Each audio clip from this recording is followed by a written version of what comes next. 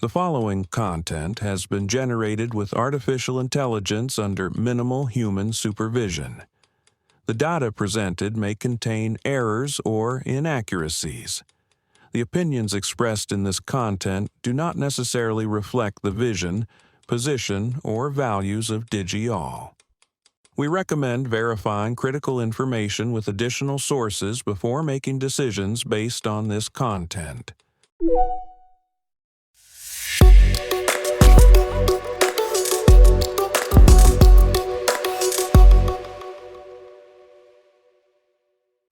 Welcome to xAI Tech News. Today is Saturday, February 14th, 2026. I'm Kylie Brooks, and this is where technology becomes clear and engaging. Thermal drone footage reveals Elon Musk's xAI is running unpermitted gas turbines in Mississippi, violating the Clean Air Act while communities nearby suffer the consequences. Hollywood is fighting back against ByteDance's new AI video tool Seedance 2.0, which can generate ultra-realistic clips of copyrighted characters and real actors. China's biggest tech companies are pouring over $500 million into what's being called the Lunar New Year AI war, giving away cars, cash, and prizes to win the AI user race. And Microsoft's AI chief says every white-collar job sitting behind a computer could be fully automated by AI within 18 months. Let's start with a story that honestly made my jaw drop.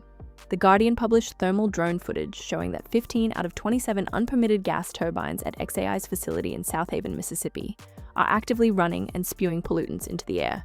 And here's the thing, the EPA already ruled back on January 15th that these turbines need a state permit under the Clean Air Act.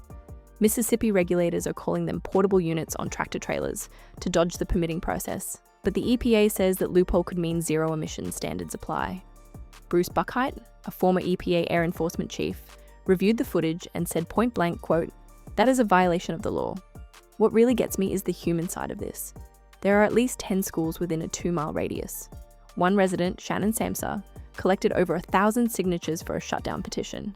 Another resident, Crystal Polk, who has asthma, says she had to empty her family home and cancel retirement plans because of health concerns. She says xAI is playing by a different set of rules, and this isn't the first time either. xAI already ran over 30 unpermitted turbines near historically black neighborhoods in South Memphis. Now they're doing it again in South Haven.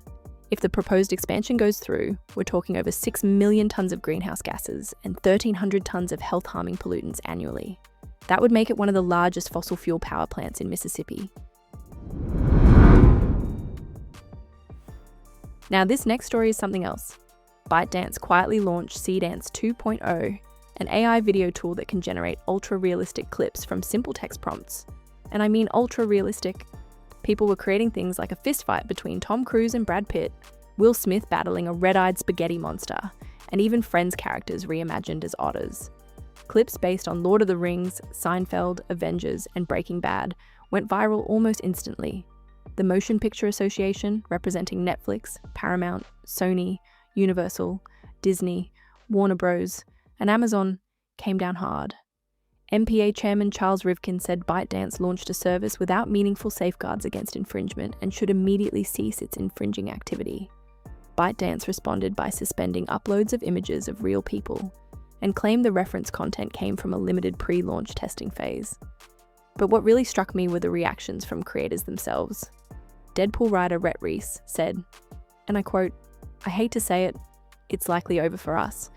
He called the Pitt versus Cruise video so professional and warned that Hollywood is about to be revolutionized/decimated.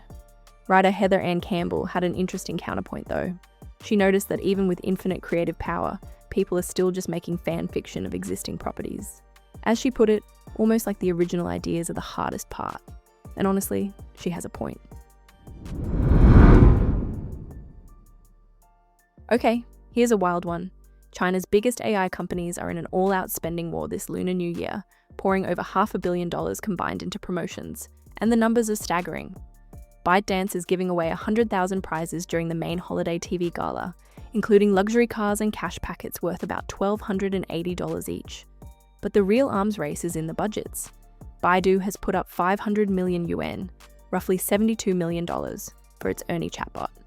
Tencent doubled that to 1 billion yuan, about $145 million, for its yuan bao model. And Alibaba? They went all in with 3 billion yuan, around $434 million, to promote their Quen model. The demand was so intense that Alibaba had to urgently add server resources to handle outages on the Quen app. And it's not just about giveaways. These companies are dropping serious model upgrades too. ByteDance unveiled Seedance 2.0, the same video tool causing Hollywood headaches. Startup xAI released GLM5 to compete with models like Anthropic's Claude Opus 4.5, and Minimax made its M2.5 model available for public testing. Analyst Charlie Dye from Forrester says these companies are in a high-stakes race to capture users and build developer ecosystems before rivals dominate. But here's the question nobody can answer yet. Where's the sustainable business model? Because right now, this looks a lot like the early days of ride-sharing. Spend big, worry about profits later. And finally, a prediction that's going to make a lot of people uncomfortable. Microsoft AI CEO Mustafa Suleyman told the Financial Times that AI will achieve human-level performance on most professional tasks within 18 months. He specifically called out accounting, legal work, marketing, and project management as jobs that will be fully automated. His logic is based on exponential growth in computational power, which he says will enable AI to code better than most human coders. Now, Suleyman isn't the only one saying this.